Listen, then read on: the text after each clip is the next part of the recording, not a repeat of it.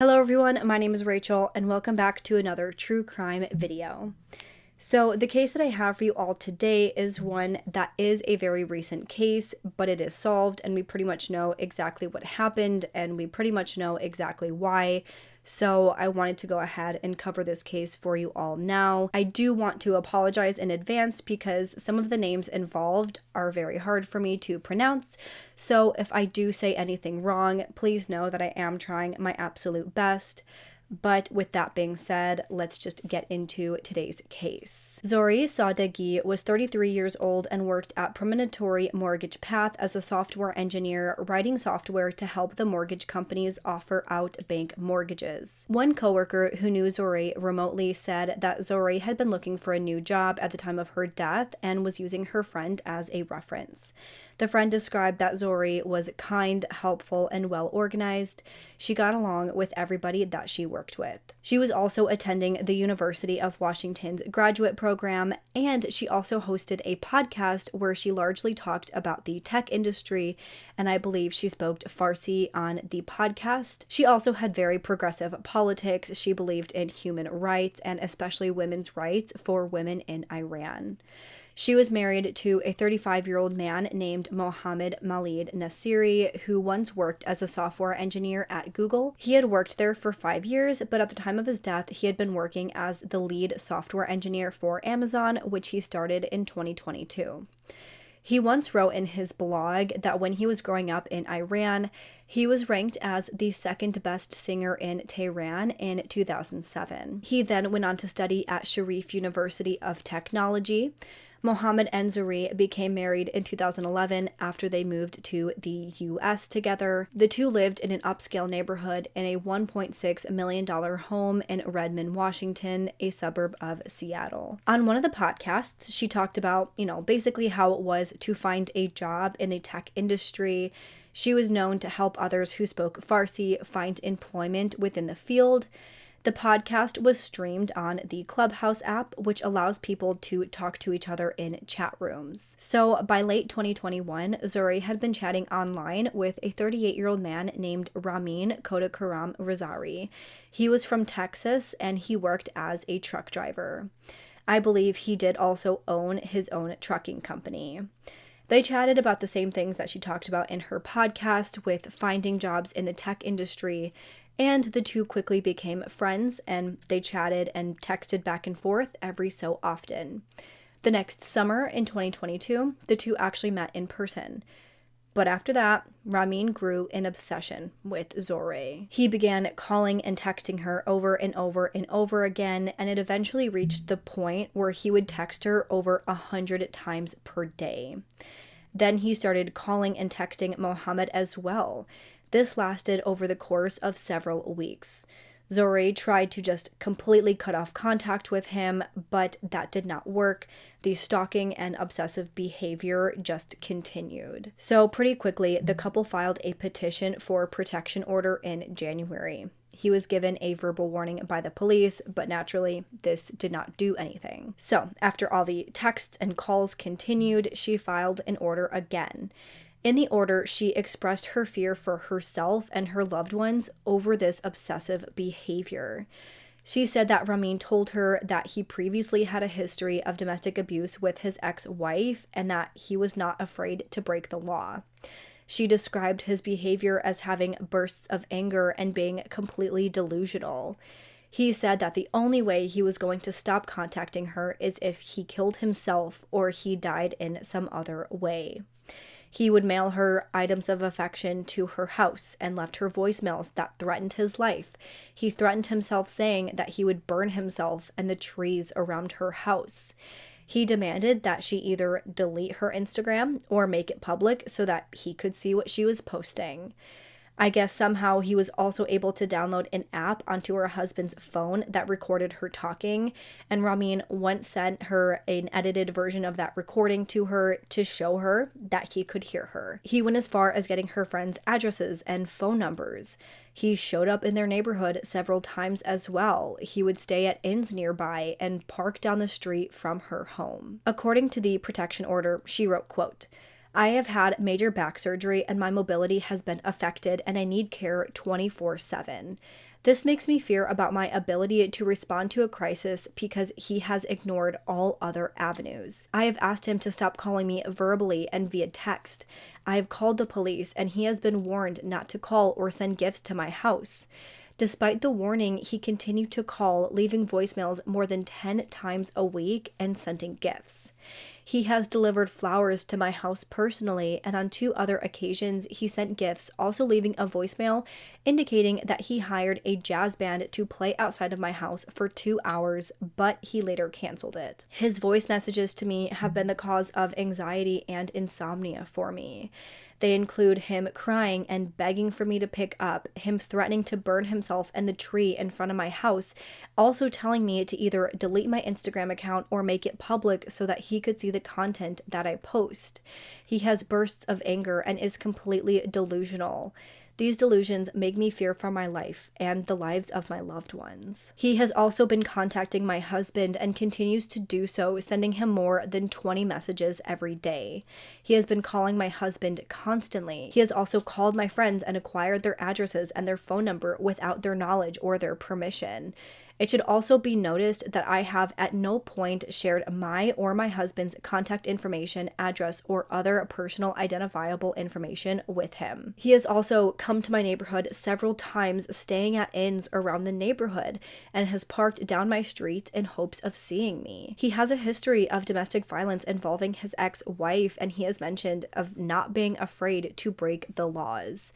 All of this has caused me great distress and pain, and now I am suffering from a deep-seated fear for my safety. It has had a toll on my recovery and my ability to rest or step outside of my house without fear and anxiety. I haven't been able to open up the curtains in my bedroom out of fear of him being outside and watching me. He has threatened me implicitly by sharing information about my family in my home country and has implied several times that he has connections of nefarious nature there. His actions has caused a huge strain on my mental and physical well-being, and I'm seeking to get this order approved in hopes of opening a way for me to move forward and recover from the current situation. As recently as February 28th, I have received 2 voicemails from my harasser. The voicemails were at 1:18 a.m. and 1:50 a.m. These messages are vulgar, angry, and threatening, and I just felt unsafe going back to sleep. He immediately messaged my husband about the voicemail on Telegram and has made further demands. He has also spoken to one of my friends asking for personal information, which led me to contacting him immediately. He has also spoken to one of my friends asking for personal information, which led him to contacting me immediately. She then went on to highlight the important dates of all of the times that she told Ramin to leave her alone. This all started on November 6th when she verbally told him to leave her alone. She did the same thing on November 8th. All throughout November, she blocked any number associated with him and blocked him on all social media. But she was continuously getting messages from various accounts and various numbers, so she kept having to block all of these different accounts and numbers as they were messaging her. Near the end of November, there were several times that Zoré got calls from inns located down the street from her house that were Ramin. They continued until early December. December 13th is when Zoré got her surgery, and on December 20th, Mohammed left to go to Australia, probably for a work thing. I'm not exactly sure why, but either way, she was left by herself for a while. She finally called the police on December 20th, and I believe they gave him that warning at that time. But by early January, Ramin sent her some jewelry to her home, and by January 16th, she called the police again, and once again, I just think they gave Ramin a verbal warning. Then on January 9th, Mohammed documented a phone call that he answered. So at 4:36 p.m. that day, Ramin had called Mohammed and hung up immediately. He then called again at 6 p.m., and once again, Mohammed picked up. From his memory, he recalls the conversation as the following. Ramin: hello, this is Ramin. Mohammed: yes, can I help you? Ramin: sorry, I had to hang up earlier because I had someone come by. Can you please give the phone to Zoré? Mohammed: no. Ramin: why not? I just want to talk to her. Mohammed: why do you want to talk to her? Ramin: because I love her. Mohammed: you can call her directly and tell her that, but I'm not going to give her the phone. Ramin: she doesn't pick up. Plus, it's not like I'm trying to start a fight. Mohammed: Oh, I'm not angry. I'm just incredulous. Ramin, why? What's so surprising? Mohammed, the fact that you have the nerve to call me and ask me to hand the phone to my wife so that you can tell her you love her is incredible. That you expect me to actually want to do it makes me incredulous. I don't know a culture in the world that would be considered okay. Ramin, are you telling me that you two are married? Mohammed, that's besides the point. Is it okay to mess up someone's relationship if they haven't married? Ramin, I'm just trying to be a friend. Mohammed, that's not what a simple friend would do. Didn't you say you loved her? Ramin, she doesn't like me. It's me who's in love with her, period. I just want to talk to her. Mohammed, well, this is one-sided. You can't carry on a one-sided relationship and be a nuisance. Ramin, still, I wouldn't be angry at them. Mohammed, really? Ramin, I would ask them to come over so that we could talk over a cup of coffee. Mohammed, well, that's just not me. Is there anything else I can help you with? Ramin, no thank you. And then the call had ended. After that, Ramin had called Zuri again and left her a voicemail that he had just called a family friend, which her and Mohammed both thought was a lie. They called the police to document this, and then they reached out to the family friend to warn her, and that is when they found out that Ramin actually did call the family friend. They didn't hear from Ramin again after he was warned by the police for about another week. This was until January 22nd when he called Zuri again several times in a row.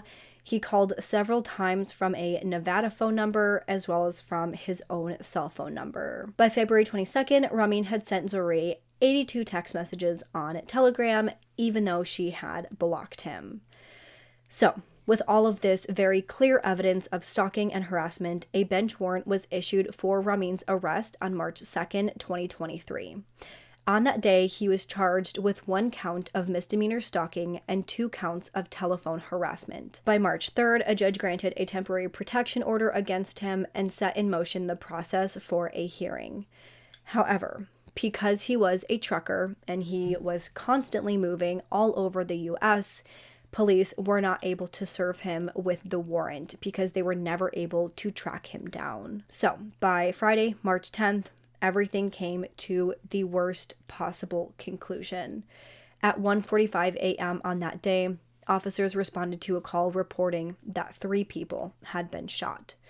Police arrived to the home that Zuri and Mohammed shared, and immediately they witnessed Mohammed, who was standing at the front door, collapse onto the ground. He had been shot. Officers pulled him out of the house and began CPR, but unfortunately, he did not survive. He was pronounced dead at the scene. When officers entered the home, they discovered a male and female inside, both dead from gunshot wounds. Of course, the female was identified as Zuri, and the male was identified as Ramin. It turned out that Ramin had driven all the way from Texas to Richmond, thousands of miles. He gained access to the house by climbing through a window and shot both Mohammed and Zuri before turning the gun on himself, shooting himself in the chest. Zuri's mother was actually in the house with them, but she was able to escape and call 911 unharmed. There was also a neighbor who lived right behind the couple who actually heard the attack and said the whole thing was just blood-curdling to hear. Of course, this whole thing was a scene that absolutely shocked and outraged the community. They really didn't think that something could happen in such a safe, nice neighborhood. The police were also frustrated because they knew that this was the worst possible case scenario in a situation like this. In addition to the reports of stalking and harassment in that order of protection, it turned out that Ramin actually did have a wife of his own who he had been married to for 7 years, and the two had a daughter together.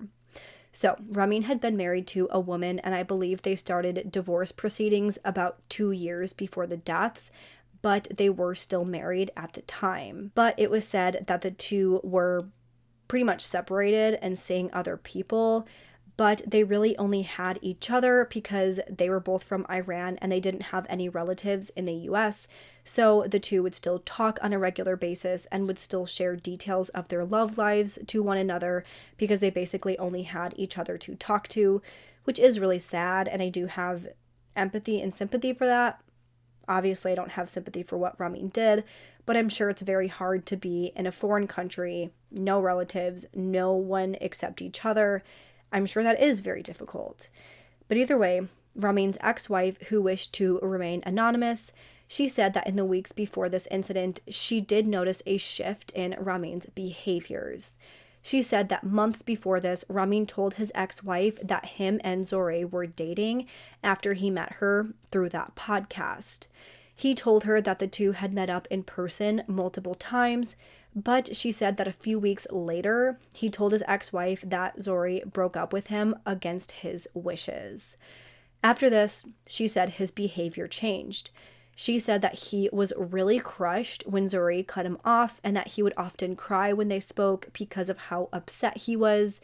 She said that this was very out of character for him, that he had never really been like this before until after Zuri had cut off contact with him. After this is when she said he became obsessed with her, but she never thought that his behaviors could escalate in this way. I also don't know anything about the domestic abuse. I don't know if she confirmed it or denied it, or if this was something that he was just telling Zori to scare her. That's sort of what I'm thinking about that, but also at the same time, it could totally be true, but I also don't get why they would stay in contact if he abused her. Again, it could be because they really did only have each other, but I don't know if it's confirmed that he abused his ex-wife at any point or his daughter. I did see in some articles that there was some behavior that Zori was hiding from her husband when her and Ramin first met, so maybe there was something going on for a minute. I'm not one to victim blame or judge, and I definitely don't want to speculate. We truly don't know if they were friends initially because she truly thought that he was interested in the podcast, or if there was something more going on and, something happened and she cut him off. I don't know if them meeting up in person was including her husband or not. I don't know if he even knew about that. I don't know if they truly met up more than once or if it really was only that one time. He said that it was more than once. She said that it was just the one time, as far as we know. We don't know exactly which one is true, but either way, whether she did have a short situation with him that went against, her husband. Obviously, that's bad. Obviously, the husband does not deserve that kind of thing. But no matter the situation, she did not deserve for her life to be lost, and obviously neither did her husband. There is no way they could have known that meeting this listener would have caused him to having this obsession, and even if she did have some sort of relationship with him, there's no way she could have known that this was what was going to develop from it. Part of me wonders if maybe this was a situation where they started talking and she didn't initially disclose that she had a husband, and maybe things were progressing and she was like, you know what, I have a husband. Things can't go any farther. We cannot have a relationship. So maybe she sort of led him on, whether intentionally or unintentionally. And then after that, he became obsessed with her, either trying to get her husband to get away from her by calling him all the time, either that or just trying to insert himself in their lives. Maybe he was obsessed with the both of them after that point. Who is to really say? We don't know exactly what was going on in Ramin's head. We don't know what the whole relationship was like between the three of them or between Zore and Ramin. But at the end of the day, he was obsessed with her for whatever reason, and this is what happened. I also saw reports from one neighbor who said that Zore's mother would frequently just sit in front of the house, inside the house, but would sit in front of the window and would just stare outside. This says to me that they were all really, really worried that this exact situation would happen, and he just happened to catch him off guard, unfortunately. So that's pretty much the information that I have on this case. Again, it is a very recent case, but I imagine there won't be too much more that's released about this because I feel like it's a pretty cut and dry case. I do want to blame the police for this one at some level, but honestly, if I'm being completely blunt and honest, I think they did what they could. They charged him with stalking and harassment, and they put out a warrant for his arrest, but they just didn't find him quick enough, which, yes, they could have put more hours, more manpower into finding him, but really, who could have known where he was unless they went and, tracked his routes through his trucking company? But even if they did that, who's to say that he even followed the routes or even documented it because he had his own trucking company? So Obviously, I wish more could have been done, but if nothing else, let's let this case be an example of why we need to be so very careful of every single person that we meet online. Let's make sure to keep our personal information to ourselves. Let's make sure we recognize these types of red flag behavior and keep records and keep receipts. So if something does grow to the point that it can be reported, you have every little detail at your disposal so you can show the authorities just how dangerous this person can be. So that when you make that report, when you try to show the authorities what is truly going on, you have the receipts and you can tell them exactly what's happening. This is truly a tragic situation because Zore literally knew that this was going to happen. I can't even imagine what could have been going through her and her husband's head when all of this was happening. My heart absolutely goes out to the two of them. But that is all of the information that I have on today's case, and now I want to know your guys' thoughts. What do you think of this entire situation? Do you think that the police could have done more? What do you think about Ramin and what was going on in his head? Let me know any thoughts that you have in the comments below. With that, if you liked this video, please make sure to go ahead and leave this video a thumbs up and subscribe to my channel. I put out new true crime and mystery videos every single week. Don't forget to go ahead and turn the notification bell to on so you don't miss out on any of my future videos. Make sure you go ahead and follow me on Twitter and Instagram. Both will be linked down below. And if you have absolutely any case suggestions, please make sure to go ahead and fill out the Google form that I also have listed down below. With that, I hope you guys have an amazing week. Stay safe, stay healthy, and I hope to see you next time. Bye.